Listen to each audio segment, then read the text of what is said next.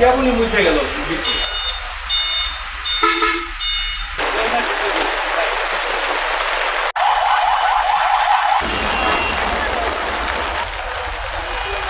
আমাদের নাটোর টার্মিনালে মাস্টারের সঙ্গে তোমার উল্লাপাড়া শ্রমিকের একটা দ্বন্দ্ব হয়, গ্যাঞ্জাম হয়, একটু মানে ঠেলাঠেলি হয়।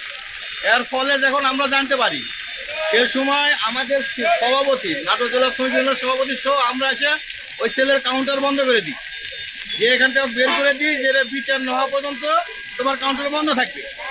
ওদের নেতাদের সাথে যোগাযোগ হয়, কথাবার্তা বলা হয়, বলা হওয়ার পরে ওরা বলছে যে আপনারা উল্লাপাড়ার গাড়ি ছাড়বেন না।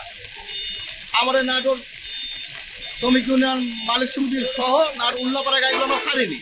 এবং ঢাকা যে দূরপাল্লা গাড়িগুলো গেছে, নাটোরের গাড়িগুলা, এই গাড়িগুলো যাওয়ার ফলে সিরাজগঞ্জ রোড উল্লাপাড়ার শ্রমিকরা এই নাটোরের শ্রমিককে বেধড়ক মারপিট করে এবং কয়েকজন আহত হয়েছে এবং অলরেডি হাসপাতালে ভর্তি আছে।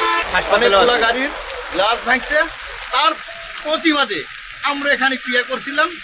এখন আমাদের সঙ্গে কথা হয়েছে, আমরা গাড়িগুলো সব কেটেছি।